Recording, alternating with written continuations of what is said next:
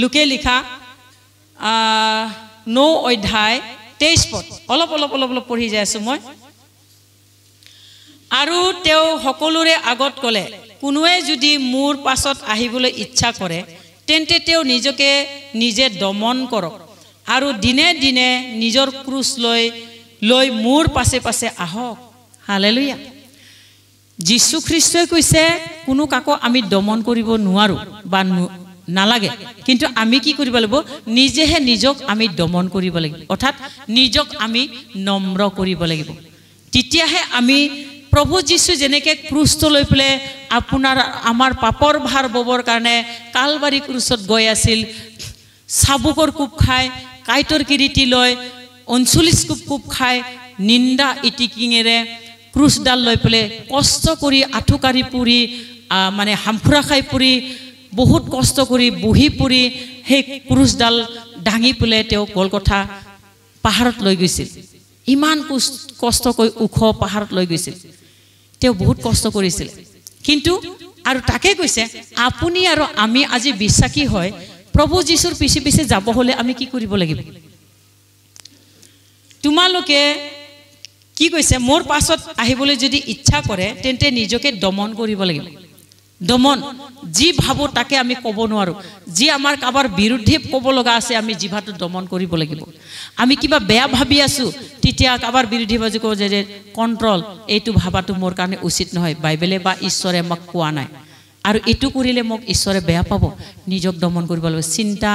মুখ আৰু নিজৰ অন্তৰ নিজৰ আচাৰ ব্যৱহাৰ চৰিত্ৰ আমি নিজকে দমন কৰিব লাগিব প্ৰেজ দ্য লৰ্ড তাতে কি আছে ডাঙৰ ঈশ্বৰৰ আশীৰ্বাদ আছে যিজনে নিজক দমন কৰিব পাৰিব তেওঁ আশীৰ্বাদ পাব বুলি কৈছে হালেলুয়া নতুন নতুন জ্ঞান নতুন নতুন বুদ্ধি নতুন নতুন আশীৰ্বাদ পাব প্ৰেজ দ্য লৰ্ড তাকে কৈছে যে আৰু দিনে দিনে নিজৰ ক্ৰুচ তুলি লৈ মোৰ পাছে পাছে আহক বুলি কৈছে দিনে দিনে সদায় আপুনি আজি ইটো দেওবাৰে আহিলে নেক্সট দেওবাৰে নাহিব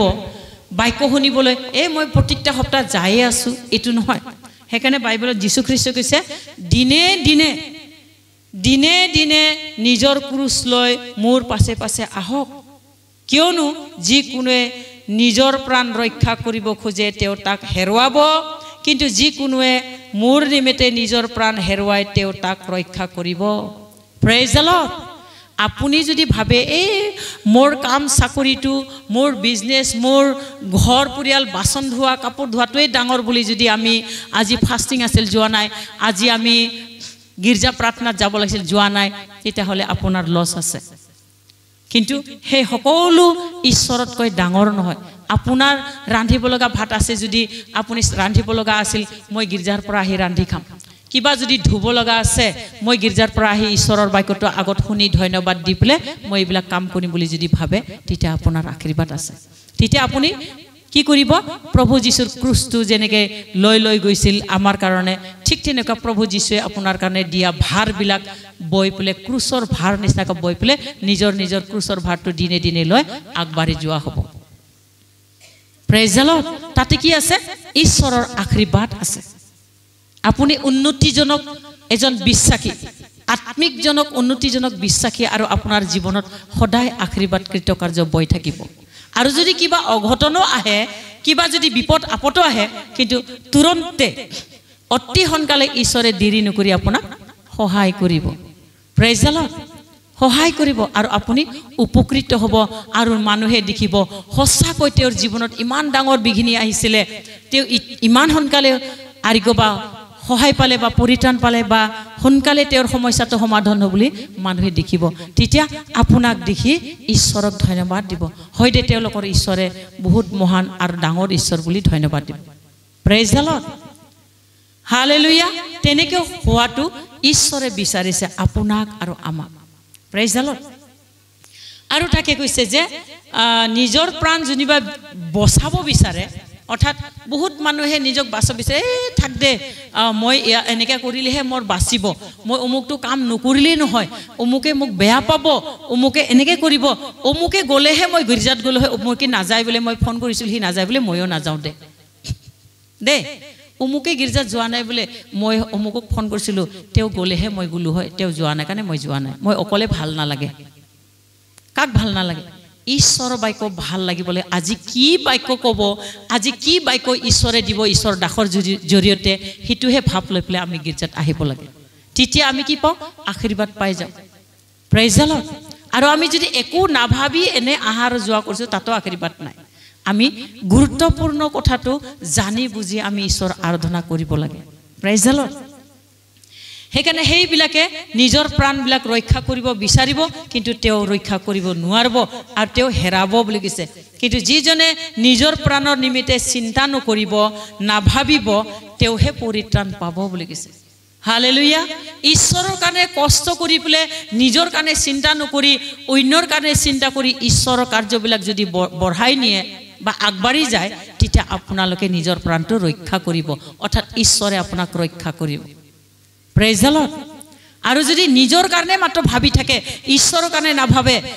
কাবাৰ ঘৰৰ জাতি বংশ মোক ভাল পোৱাজনকহে মই ভাল পাই থাকোঁ তেতিয়াহ'লে আপুনি নিজৰ প্ৰাণটো হেৰুৱাব প্ৰেইজ দ্য লৰ্ড সকলোতকৈ ঈশ্বৰক আগত ৰাখি নিজৰ কাম বনটো অলপ পিছত ৰাখি চলাই লৈ যাওক তাতে আপোনাৰ আশীৰ্বাদ আছে হালেলুয়া এইকাৰণে কৈছে আমি 25টো পঢ়িম দেই কাৰণ কোনো মানুহে গোটেইখন জগত পায়ো নিজকে নিজে যদি হেৰুৱায় বা হানি কৰে তেন্তে তেওঁৰ কি লাভ কিয়নো কোনোৱে মুঠ আৰু মোৰ বাক্যত লাজ পায় মানুহৰ পুত্ৰ নিজৰ পিতৃ আৰু পবিত্ৰ দূতৰ প্ৰভাৱেৰে যেতিয়া আহিব তেতিয়া সেইজনকো লাজ পাব হালেলুয়া বহুতে ঈশ্বৰৰ প্ৰাৰ্থনা গীৰ্জাত আহিবৰ কাৰণে লাজ পাব আৰু কোনোবা ঈশ্বৰক নাজানা লগ বন্ধু আহিলে তেওঁক এটা ক'বও বেয়া লাগে মই গীৰ্জাত যাওঁ বাক্য শুনিবৰ কাৰণে আপুনি আজি আহিব নালাগে বা আহিছে আপুনি থাকক মই যাওঁ বা আপুনি মোৰ লগত বলক বুলি ক'বা লাজ পাই পেলাই কি কৰিব আপুনি তাৰ লগতে আজি গীৰ্জাত নাযাওঁ দে আলহীটো আহিছে আলহী আহিব তেওঁৰ লগতে মই ব্যস্ত হৈ থাকিম তেতিয়াহ'লে আপুনি কি হ'ল আপুনি লাজ পাব ঈশ্বৰক লাজ পাব না তেনেকুৱা তেওঁৰ আগত ক'বৰ কাৰণে ডাঙৰ অলপমান শিক্ষিত অলপমান টকা পইচা থকা ব্যক্তিৰ আগত ঈশ্বৰ বাক্য ক'বৰ কাৰণে ঈশ্বৰ বিষয় ক'বৰ কাৰণে আপুনি লাজ পাব তেতিয়া কি হ'ব ঈশ্বৰেও স্বৰ্গত আপোনাক লাজ পাব বুলি যেতিয়া দ্বিতীয় আগমন আপোনাক নিবলৈ আহিব তেতিয়া প্ৰভু যীশু এইজন বিশ্বাসী মোৰ বিশ্বাসী বুলি ক'বলৈ ঈশ্বৰে লাজ পাব বুলি কৈছে হালেলুয়া প্ৰিয় ভাই ভনীসকল নিগৰত্ব বাক্য হয় আত্মিক বাক্য হয় আপোনালোকে বুজিবলৈ চেষ্টা কৰিব আপুনি কেতিয়াও যীশুৰ কথাত লাজ নাপাব ঈশ্বৰৰ বাক্যত কেতিয়াও লাজ নাপাব কিন্তু এতিয়া যদি পৃথিৱীত আপুনি লাজ পায় তেতিয়া ঈশ্বৰ সেইদিনাত যেতিয়া দ্বিতীয় আগমন আহিব তেতিয়া আপোনাক লাজ পাব ঈশ্বৰে কিয়নো আপুনি পৃথিৱীত তেওঁৰ নামৰ কাৰণে আপুনি লাজ পালে সেইকাৰণে আপোনাৰ নামৰ কাৰণে ঈশ্বৰে আপোনাক নাম কাঢ়িব লাজ পাব হালেলুয়া প্ৰেইজ দ্য লৰ্ড সেইকাৰণে কৈছে যে মানুহৰ পুত্ৰ পিতৃ আৰু পবিত্ৰ দূতৰ প্ৰভাৱেৰে যেতিয়া আহিব তেতিয়া তেওঁ সেই মানুহত লাজ পাব কিন্তু মই তোমালোকক সত্য কথা কওঁ ঈশ্বৰৰ ৰাজ্য নেদেখে মানে মৃত্যু ভোগ নকৰিব এনে কোনো মানুহ ইয়াত থিয়া হৈ থকাবিলাকৰ মাজত আছে হালেলুয়া হয়তো আমাৰ মাজতো যীশু খ্ৰীষ্টৰ দ্বিতীয় আগমনটো বহুতে দেখা পাব পাৰে আমাৰ আৰু আপোনাৰ কাৰণে আমি স্বৰ্গ ৰাজ্য আমাৰ ওচৰ হৈছে আমি কোন মুহূৰ্তত স্বৰ্গৰ অধিকাৰী হ'ম আমি নাজানো ঈশ্বৰে কোন মুহূৰ্তত আপোনাক আৰু আমাক উঠাই নিব কোনদিনা কেনেকৈ আমি ৰেপচাৰ হ'ম আমি নাজানো আমাৰ কাৰণে পৃথিৱীখন শেষ হ'ব পাৰে কোনোবা এজনৰ কাৰণে কোনটোবা দিনত শেষ হ'ব পাৰে দেই সেইকাৰণে আমি জানিব লাগে যে ঈশ্বৰ যে ভয়ংকৰ ঈশ্বৰ দয়ালু ঈশ্বৰ প্ৰেমময় ঈশ্বৰে দয়াত মহান ক্ৰোধত ধীৰ সেই কথাটো আমি জানিব লাগে আৰু ঈশ্বৰৰ ভয়ত ইজনে সিজনে আমি মিলা প্ৰীতিৰে থাকিব লাগে আৰু ইজনে সিজনৰ কথা আমি মানি চলিব লাগে আৰু কোনটো কথা মানিলে আপোনাৰ কাৰণে আমাৰ কাৰণে ভাল তাক আমি বিবেচনা কৰিব লাগে প্ৰেইজ দ্য লৰ্ড কোনটো ভাল কথা কোনটো বেয়া কথা আমি বিবেচনা কৰি সৎ বিবেচনা কৰি আপুনি আৰু আমি বিশ্বাসী জীৱন যাপন কৰিব লাগে প্ৰেইজ দ্য লৰ্ড সেইকাৰণে আহক আমি সকলোৱে ঈশ্বৰৰ বিষয়ে আমি জানো আৰু সেই জানা কথাটোক আমি যেতিয়া পালন কৰিম তেতিয়া আপুনি আৰু আমি নিজে নিজে আশীৰ্বাদ কৃতকাৰ্য হ'ম ঈশ্বৰে কেতিয়া আপোনাক আশীৰ্বাদ কৰিলে কেতিয়া আপোনাক ভাল দিন দেখুৱালে কেতিয়া আপোনাৰ জীৱনত ভাল পৰিৱেশ আহিলে আপুনি নিজে আচৰিত হ'ব অনুভৱ কৰিব পাৰিব প্ৰেইজ দ্য লৰ্ড আৰু যদি আপোনাৰ জীৱনত দুখে দুখ আছে বা সমস্যা কেতিয়াও আপোনাৰ তাত ভাল জীৱন আপুনি পোৱাই নাই ঈশ্বৰৰ লগত আছে তেতিয়া আপুনি ভাবিব চিন্তা কৰি চাব নিশ্চয় কিবা এটা মোৰে ভুল আছে নেকি মই ক'বাত অপৰাধ কৰিলো নেকি ক'বাত ভুল হৈ গ'ল নেকি হেতু বিবেচনা কৰিব আৰু অনুতাপ কৰি ঈশ্বৰৰ তাত ক্ষমা খোজক প্ৰভু মই কাম কৰোতে উঠোতে বহোতে ওলাওতে সোমাওতে হয়তো আপোনাৰ মহিমা কৰাৰ কাৰণে মোৰ কম হৈছে নেকি মোৰ অপৰাধ হ'ল নেকি মোৰ পত্নী মোৰ ল'ৰা ছোৱালী বা মোৰ বন্ধু বান্ধৱী না মোৰে কথাত ওলাওতে সোমাওতে অপৰাধ হ'ল সেইকাৰণে আমাৰ জীৱনটো তেনেকুৱা হৈছে বুলি আপুনি অনুভৱ কৰক আৰু ক্ষমা খোজক তেতিয়া ঈশ্বৰে অনুতাপিত ব্যক্তিজনক ঈশ্বৰে ক্ষমা কৰে আৰু ভাল পায় আশীৰ্বাদ কৰে প্ৰেইজ দ্য লৰ্ড মানুহক অনুতাপিত মানুহ এজনক ঈশ্বৰে ভাল পায় যিজনে অনুতাপ কৰি ক্ষমা খোজে আৰু ক্ষমা খুজি প্ৰাৰ্থনা কৰে ঈশ্বৰৰ বাক্যবিলাক পালন কৰিবলৈ চেষ্টা কৰে তেওঁক ঈশ্বৰে মৰম কৰে প্ৰেইজ দ্য লৰ্ড আৰু সেই কাৰ্যবিলাক আপুনি আৰু আমি জানিবলৈ চেষ্টা কৰিব লাগে আৰু মেইন কথাটো ঈশ্বৰৰ ইচ্ছাটো কি আপুনি বিশ্বাসী হোৱাৰ কাৰণে ঈশ্বৰেনো আপোনাক কি দৰে চলাটো বিচাৰিছে বা ঈশ্বৰে আপোনাক কি ইচ্ছা কৰিছে তাৰ বিষয়ে আপুনি বিবেচনা কৰক আপোনাক আৰু আমাক এনে মনোনীত কৰা নাই এই পৃথিৱীত হাজাৰ হাজাৰ শিক্ষিত গুণী জ্ঞানী টেলেণ্টেড মানুহ আছে ধনী আছে দুখীয়াও আছে শিক্ষিত অশিক্ষিত বহুত আছে কিন্তু তেওঁলোকক মনোনীত নকৰি আপোনাক আৰু আমাক কিয় মনোনীত কৰিলে নিশ্চয় আপোনালোকৰ দ্বাৰাই ঈশ্বৰে কিবা নহয় কিবা এটা ভাল কাম কৰিবলৈ ইচ্ছা কৰিছে হেতুৰ কাৰণে আপোনাক মনোনীত কৰিছে জগতৰ মাজৰ পৰা প্ৰেইজ দ্য লৰ্ড ঈশ্বৰৰ দৃষ্টিত আপুনি বিশেষ লোক হ'ব পাৰে কিন্তু সেই বিশেষ লোক হোৱাৰ কাৰণে আপুনি বুজি নাপাব পাৰে বুজিব কাৰণে কি কৰিব লাগিব চেষ্টা কৰিব লাগিব কেনেকৈ চেষ্টা বাক্য শুনাৰ দ্বাৰাই বুজি পোৱাৰ দ্বাৰাই প্ৰাৰ্থনাত আৰাধনাত লাগি থকাৰ দ্বাৰাই আপোনাক ঈশ্বৰে বুজিবলৈ জীৱন চকু মুকলি কৰি দিব আমাৰ এটা অন্তৰত বুজি পোৱা শক্তি আছে হেতু শয়তানে অন্ধ কৰি ৰাখে আৰু সেই জীৱন চকুটো মুকলি হ'বৰ কাৰণে আপুনি আৰু আমি কি হ'ব লাগিব বুলি কৈছে বুজি চাব লাগিব প্ৰেইজ দ্য লৰ্ড হালেলুয়া সেইকাৰণে জাকবৰ 1 অধ্যায় 5 পদত কৈছে দেই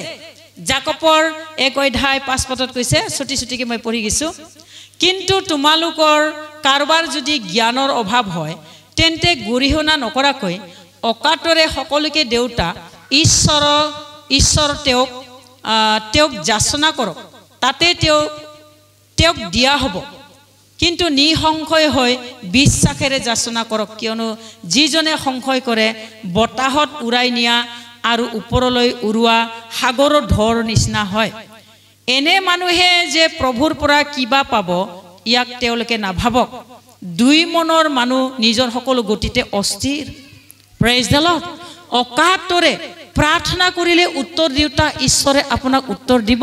যদি জ্ঞান নাই প্ৰাৰ্থনা কৰাৰ যদি জ্ঞান পোৱা নাই বা প্ৰাৰ্থনা কৰিব নাজানে আপুনি প্ৰাৰ্থনা কৰিবলৈ প্ৰেক্টিচ কৰক মুখ জিভা ব্যৱহাৰ কৰক আৰু প্ৰাৰ্থনা কৰিবলৈ শিকক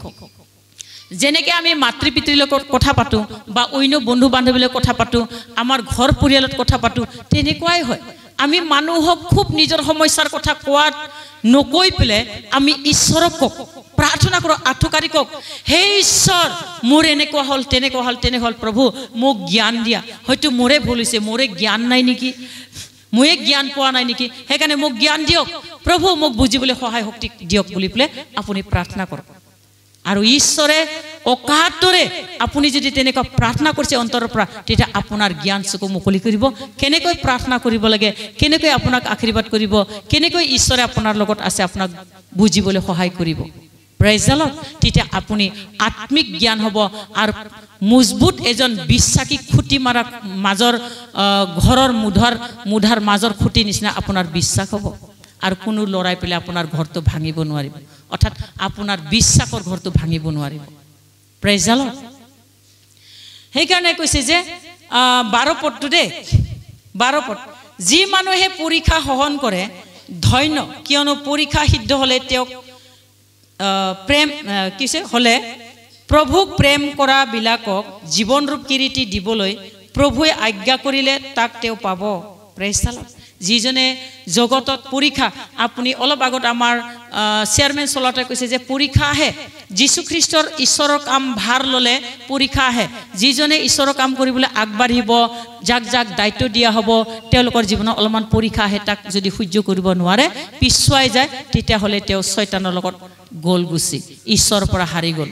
কিন্তু যিজনে পৰীক্ষা আহে পৰীক্ষা সহন কৰি পৰীক্ষা যদি পাছ কৰিব পাৰে তেওঁ আৰু নতুন এটা ষ্টেপ নতুন এটা আশীৰ্বাদ জ্ঞান পাব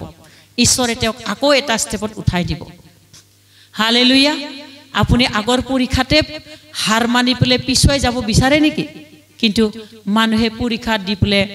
হাই সেকেন্ডাৰীৰ পৰা বিএ ফাৰ্ষ্ট ইয়াৰৰ পৰা সেকেন্ড ইয়াৰ পাছ কৰি কেনে বিএ পঢ়িব ইচ্ছা কৰে নে ঠিক তেনেকুৱা কখৰ পৰা মৃত্যুলৈকে পঢ়িব পাৰে বা আগবাঢ়ি যাব ইচ্ছা কৰে ঠিক তেনেকুৱা আমাৰ বিশ্বাসী জীৱনবিলাকিও আমি নতুন বিশ্বাসী হৈ থাকিবলৈ ইচ্ছা কৰোনে আমি পুৰণা বিশ্বাসী বা পৰিপূৰ্ণ বিশ্বাসী হ'বৰ কাৰণে আমি আগবাঢ়ি যাব লাগে সেইকাৰণে পৰীক্ষাটো কেনেকৈ শয়তানৰ পৰা আহে তাক আমি জানিবলৈ চেষ্টা কৰিব লাগে আৰু আমি জয়যুক্ত আত্মাৰে চলিব লাগে আৰু সেই কাৰণে কৈছে যে 13 পদত কিন্তু যেতিয়া পৰীক্ষা সিদ্ধ হয় তেতিয়া ঈশ্বৰৰ দ্বাৰাই পৰীক্ষিত হৈছো বুলি তোমালোকে নাভাবিবা আৰু ঈশ্বৰে নিজে কাকো পৰীক্ষাও নকৰে আৰু পৰীক্ষা নকৰে বুলি কৈছে মন্দ বিষয়ত ঈশ্বৰ নিজে পৰীক্ষিত আৰু কাৰো পৰীক্ষা তেওঁ নকৰে কিন্তু প্ৰত্যেকজন নিজৰ নিজৰ কু অভিলাষৰ দ্বাৰাহে আকৰ্ষণ কৰা আৰু ফুসলাই নিয়া হয় পৰীক্ষাত হয় তাতে সেই কু বিলাকে গৰ্ভধাৰণ কৰি পাপ প্ৰভাৱ কৰে আৰু পাছে পাপ সম্পূৰ্ণ হলে তেওঁ মৰণ জন্মায় অৰ্থাৎ তেওঁ বিশ্বাসটো নষ্ট হৈ যায় দে মানুহে ফুসুলিনিতহে কু বিলাকতহে নষ্ট হয় বুলি কৈছে সেইকাৰণে আহক আমি হেক কৰিম আৰু প্ৰকাশিত বাক্যৰ পৰা অলপমান কৈ পেলে মই হেক কৰিব বিচাৰিছো প্ৰেইজ দ্য লৰ্ড আমি নিজৰ বিশ্বাসৰ ওপৰত ঈশ্বৰৰ বাক্য লৈ পেলেহে বিশ্বাসত জয় কৰিব ঈশ্বৰে মাতিছে নে কোনোবাই কোৱা কথাৰ দ্বাৰা শুনি পেলে আমি বিশ্বাসত বিচলিত বেকস্লাইড হ'বৰ কাৰণে বিশ্বাসত গীৰ্জা প্ৰাৰ্থনাত যাও বন্ধ কৰিবৰ কাৰণে আমি বিশ্বাসী হৈছো আপোনাক মাতিছে কিন্তু আমি এই দুটাৰ ভিতৰত আমাক যিশুৱে মাতিছে যিশুৰ বিশ্বাসী হৈ মই সদায় থাকিম বুলি যদি ভাবে তেতিয়া আপুনি পৰীক্ষা জয় কৰিলে পৰীক্ষা সিদ্ধ হ'ল আৰু যদি কোনোবা মানুহে কোৱা কথাত যদি আপুনি পিছ হুহুকিছে তেতিয়াহ'লে আপুনি শয়তানৰ কবলতহে আছে আৰু মকৰা জালত আপুনি আছে সাপৰ কুনি পাৰাতহে আপুনি লাগি আছে সাপৰ কুনি সাপক যেতিয়া ডাঙৰ কৰিব সাপে কামুৰিব বুলি কৈছে ঠিক তেনেকুৱা আমি যেন বিশ্বাসী হৈ পেলে বিশ্বাসী জীৱন কটাব লাগে কেৱল প্ৰভু যিশুৰ ফালে লক্ষ্য কৰি যিশু খ্ৰীষ্টৰ প্ৰভুৰ বাক্য শুনি ঈশ্বৰৰ বাক্যতহে আমি ধ্যান দিব লাগে আৰু লাগি থাকিব লাগে কোনোবাই কিবা কৈছে তাত আমি পিছত চলিব দৰকাৰ নাই প্ৰেইজ দ্য লৰ্ড হালেলুয়া সেইকাৰণে